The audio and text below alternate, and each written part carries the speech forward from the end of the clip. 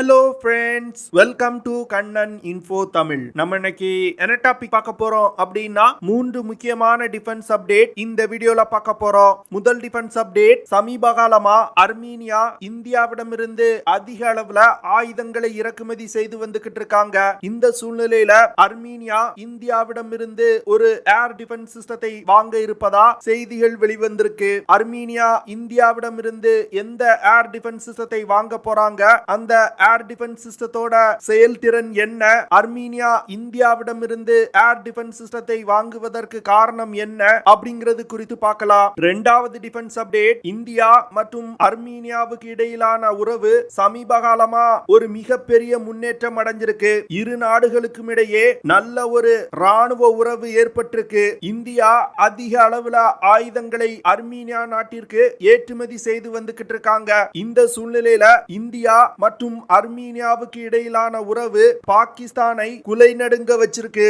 எதற்காக அர்மீனியா மற்றும் இந்தியாவுக்கு இடையிலான நட்பு பாகிஸ்தானுக்கு பிடிக்கல, பாகிஸ்தான் எதற்காக அர்மீனியா இந்தியா கூட்டணியை கண்டு அஞ்சி நடுங்குறாங்க அப்படிங்கிறது குறித்து பார்க்கலாம். மூன்றாவது விஷயம், இந்தியா டெவலப் செய்து வரும் காவேரி ட்ரை இன்ஜின் குறித்து ஒரு சூப்பர் அப்டேட் இருக்கு. அது என்ன அப்படிங்கிறது குறித்து நம்ம டீடைலா இந்த வீடியோல பார்க்கலாம். நம்ம சேனல்ல டிஃபென்ஸ் ரிலேட்டடா தினம் ஒரு வீடியோ பப்ளிஷ் பண்ணிட்டு இருக்கோம். உங்களுக்கு டிஃபென்ஸ் ரிலேட்டடான செய்திகளை உடனுக்குடன் தெரிஞ்சுக்கிடணும்னா நம்ம சேனலை சப்ஸ்கிரைப் பண்ணி சப்போர்ட் பண்ணுங்க.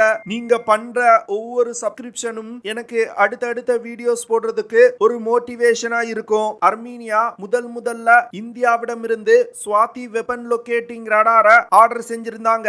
சமீபத்துல அர்மீனியால இருந்து ராணுவ அதிகாரிகள் அடங்கிய குழு இந்தியாவிற்கு சுற்றுப்பயணம் வந்திருந்தாங்க. அந்த சுற்றுப்பயணத்தின் போது அர்மீனியாவிற்கு இந்தியாவிடமிருந்து இந்தந்த ஆயுதங்கள் தேவைப்படுது அப்படின்னு கோரிக்கை வச்சுட்டு போயிருந்தாங்க. இந்த சூழ்நிலையில Armenia Pinaka multi barrel rocket லான்ச்சர்கள், ஆன்டி டேங்க் மிசைல்கள் மற்றும் அம்னிஷன்களை ஆர்டர் செஞ்சாங்க. போன வாரம் கூட அர்மீனியா இந்திய தனியார் டிஃபென்ஸ் நிறுவனமான பாரத் ஃபோர்ஜ் நிறுவனத்திடமிருந்து 80க்கும் மேற்பட்ட 155mm 39 கேலிபர் ஆர்ட்டிலரி சிஸ்டத்தை ஆர்டர் செஞ்சிருக்காங்க. பாரத் ஃபோர்ஜ் நிறுவனம் அடுத்த 3 வருடங்கள்ல அர்மீனியாவுக்கு இந்த சிஸ்டங்களை சப்ளை செய்ய போறாங்க. இந்த சூழ்நிலையில அர்மீனியா இந்தியாவிடமிருந்து ஒரு ஏர் டிஃபென்ஸ் சிஸ்டத்தை வாங்க இருப்பதா செய்திகள் வெளிவந்திருக்கு. ஆகாஷ் MK1, ஆகாஷ் MK2 இல்லனா ஆகாஷ் NG, இந்த 3 சிஸ்டங்கள்ல ஏதாவது ஒரு சிஸ்டத்தை அர்மீனியா வாங்க இருக்காங்க.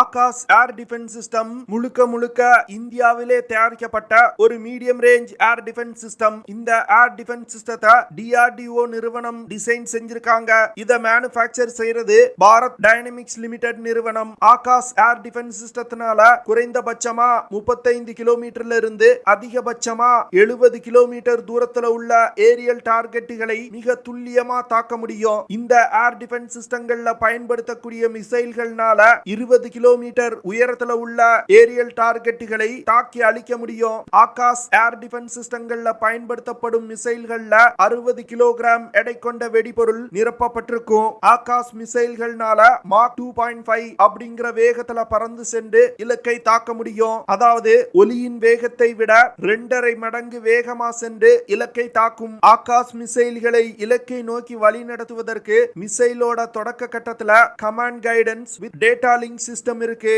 மிசைல் டார்கெட்டை நெருங்கும் பொழுது ஆக்டிவ் ரடார் ஹோமிங் சிஸ்டத்தை பயன்படுத்தி டார்கெட்டை கண்டுபிடித்து மிக துல்லியமா தாக்கும். ஆகாஷ் ஏர் டிஃபென்ஸ் சிஸ்டங்களை T-72 டேங்க்ஸ் மற்றும் டாடா ஹெவி யூட்டிலிட்டி ட்ரக்ஸ்ல பொருத்த முடியும். இதனால இந்த ஏர் டிஃபென்ஸ் சிஸ்டங்களை ஒரு இடத்துல இருந்து இன்னொரு இடத்துக்கு ஈஸியா எடுத்து சென்று டிப்ளாய் செய்ய முடியும். அர்மீனியா ஆகாஷ் ஏர் டிஃபென்ஸ் சிஸ்டங்கள் தவிர இந்தியாவிடமிருந்து லாய்டரிங் யூனிட்ஸ் மற்றும் கவுண்டர் ட்ரோன் சிஸ்டங்களை வாங்க இருப்பதா செய்திகள் வெளிவந்திருக்கு. இதனால வரும் காலத்துல இந்தியா மற்றும் அர்மீனியா நாடுகளுக்கு இடையிலான உறவு மேம்படும். இரண்டாவது டிஃபென்ஸ் அப்டேட், அர்மீனியா மற்றும் அசர்பைஜான் இந்த 2 நாடுகளும் 1990கள்ல சோவியத் யூனியன்ல இருந்து பிரிந்த நாடுகள். இந்த 2 நாடுகளுக்கும் இடையே நீண்ட காலமா எல்லை பிரச்சனை நிலவி வருது. இந்த சூழ்நிலையில அசர்பைஜான், துருக்கி மற்றும் பாகிஸ்தான் இந்த 3 நாடுகளும் இணைந்து ஒரு கூட்டணியை அமைச்சாங்க. இதனை தொடர்ந்து துருக்கி அசர்பைஜானுக்கு தன்னுடைய அதிநவீன ஆயுதங்களை சப்ளை செய்ய ஆரம்பிச்சாங்க. இதனால இதனால அசர்பைஜானின் கை உயர ஆரம்பித்தது. அசர்பைஜானுக்கு துருக்கி மற்றும் பாகிஸ்தானிடமிருந்து மிலிட்டரி சப்போர்ட் மற்றும் ஆயுதங்கள் கிடைத்தவுடன் அசர்பைஜான் அர்மீனியாவை தாக்குனாங்க. இதனைத் தொடர்ந்து அர்மீனியாவுக்கும் அசர்பைஜானுக்கும் இடையே 44 நாட்கள் சண்டை நடந்தது. இந்த சண்டையில அர்மீனியா அசர்பைஜானிடம் தனக்கு சொந்தமான பகுதிகளை இழந்துட்டாங்க. பாகிஸ்தான், துருக்கி மற்றும் அசர்பைஜான் கூட்டணி அமைவதற்கு முன் அர்மீனியா தான் ராணுவ ரீதியில் வலிமையான நாடா இருந்தாங்க. ஆனா அசர்பைஜான், துருக்கி மற்றும் பாகிஸ்தானுடைய உதவியினால் அர்மீனியாவை தோக்கடிச்சிட்டாங்க. அர்மீனியாவுடைய டேங்குகள் மற்றும் ஆர்ட்டிலரி யூனிட்ஸ துருக்கியின் பைரக்டர் ட்ரோன்களை பயன்படுத்தி அசர்பைஜான் தாக்கி அழிச்சாங்க. துருக்கி ட்ரோன்களால் அர்மீனியாவுக்கு மிகப்பெரிய சேதம் ஏற்பட்டுச்சு. இதன் காரணமாக தான் அர்மீனியா இந்த யுத்தத்துல நிறைய இடங்களை அசர்பைஜானிடம் இழக்க நேர்ந்தது. தற்போது அசர்பைஜான் அர்மீனியாவிடமிருந்து கைப்பற்றி இருக்க இடத்துல பெரும்பாலான மக்கள் அர்மீனிய மொழி பேசக்கூடிய மக்கள். இந்த சூழ்நிலையில தான் அர்மீனியா இந்தியாவுடன் தன்னுடைய நட்பை வளர்க்க ஆரம்பிச்சாங்க. அர்மீனியா இந்தியாவுடனான தன்னுடைய நட்புறவை வளர்த்துக் கொள்வதற்கு என்ன காரணம்னா, அர்மீனியா இந்தியாவுடனான உறவை வளர்த்துக் கொள்வதற்கு முக்கியமான காரணம், அர்மீனியா இதற்கு முன்பு ரஷ்யாவுடன் நெருங்கிய நட்புறவு கொண்டிருந்தாங்க. ஆனா அர்மீனியாவுக்கும் அசர்பைஜானுக்கும் யுத்தம் நடந்த பொழுது ரஷ்யா அர்மீனியாவுக்கு சரியாக உதவி செய்யல. அர்மீனியா தன்னுடைய ராணுவ தேவைகளுக்காக இன்னொரு நண்பனை தேட வேண்டிய நிலை ஏற்பட்டது. இதன் காரணமாக தான் அர்மீனியா இந்தியாவுடன் தன்னுடைய நட்புறவை அதிகப்படுத்தி வர்றாங்க. அது மட்டும் இல்லாம துருக்கி மற்றும் பாகிஸ்தான் இந்தியாவிற்கு எதிரான நாடுகள். இந்த ரெண்டு நாடுகளுமே அர்மீனியாவிற்கும் எதிராக செயல்படக்கூடிய நாடுகள். அதனால இந்தியா மற்றும் அர்மீனியா தங்களுடைய பொதுவான எதிரிகளை எதிர்ப்பதற்காக இணைந்து செயல்பட ஆரம்பிச்சிருக்காங்க.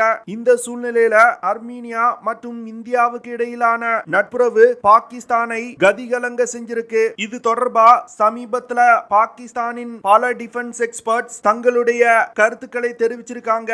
அவங்க என்ன சொல்றாங்கன்னா, இந்தியா அர்மீனியாவுக்கு ஆயுதங்கள் விற்பதன் மூலம் அர்மீனியா மற்றும் அசர்பைஜானுக்கு இடையிலான பிரச்சனையை மேலும் வளர்த்து விடுறாங்க அப்படின்னு சொல்றாங்க.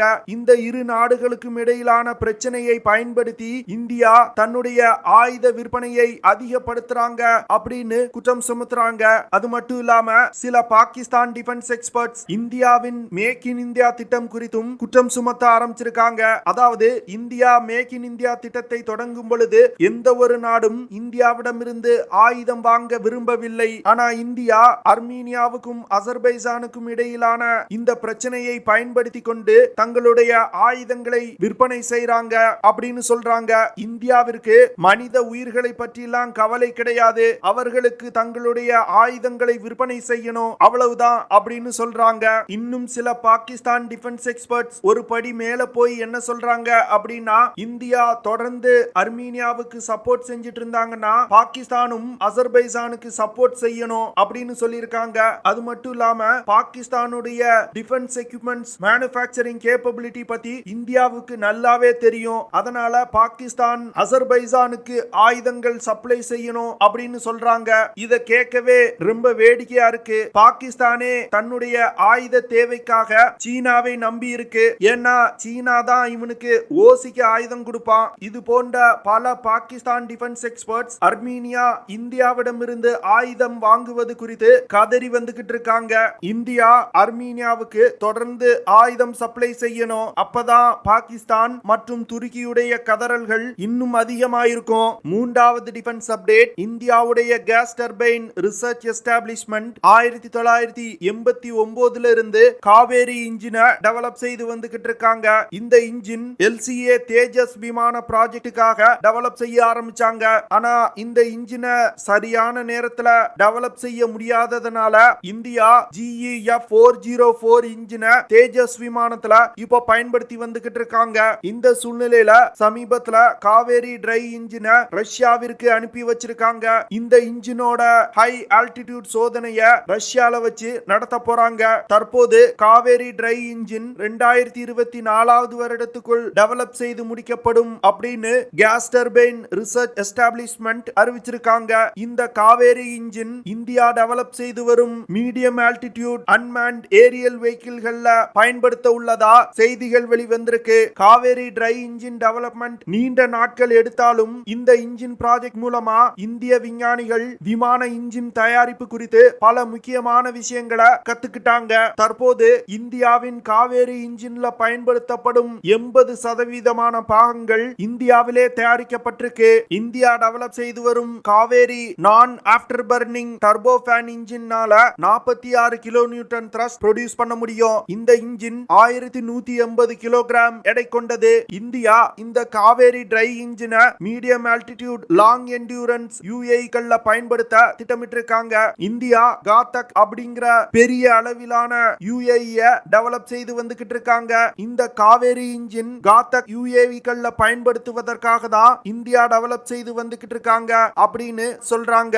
காவேரி டிரை இன்ஜின் காத்தக் ட்ரோன்கள்ல பொருத்தப்பட்டு பயன்படுத்தும் பொழுது அந்த யுஏஇயோட செயல்திறன் மிக சிறப்பா இருக்கும் அப்படின்னு டிஃபென்ஸ் எக்ஸ்பர்ட் சொல்றாங்க. கூடிய விரைவில் காவேரி இன்ஜினோட அனைத்து சோதனைகளும் முடிக்கப்பட்டு இந்தியாவின் காத்தக் ட்ரோன்கள்ல பயன்படுத்தப்படும் அப்படின்னு நான் எதிர்பார்க்கிறேன். ஓகே ஃப்ரெண்ட்ஸ், நம்ம வீடியோவோட நிறைவு பகுதிக்கு வந்துட்டோம். இதெல்லாம் தான் நான் உங்ககிட்ட ஷேர் பண்ணணும் அப்படின்னு நினைச்ச விஷயங்கள். ஐ ஹோப் நான் ஷேர் பண்ண விஷயங்கள் உங்களுக்கு பிடிச்சிருக்கும்னு நினைக்கிறேன். அப்படி பிடிச்சிருந்துச்சுன்னா ஷேர் பண்ணுங்க, லைக் பண்ணுங்க, கமெண்ட் பண்ணுங்க. மறக்காம நம்ம சேனலுக்கு சப்ஸ்கிரைப் பண்ணுங்க. அப்படியே அந்த பெல் நோட்டிபிகேஷனை கிளிக் பண்ணி ஆல்ங்கிற ஆப்ஷனை எனேபிள் பண்ணிக்கங்க. See you in the next video. Jai Hind.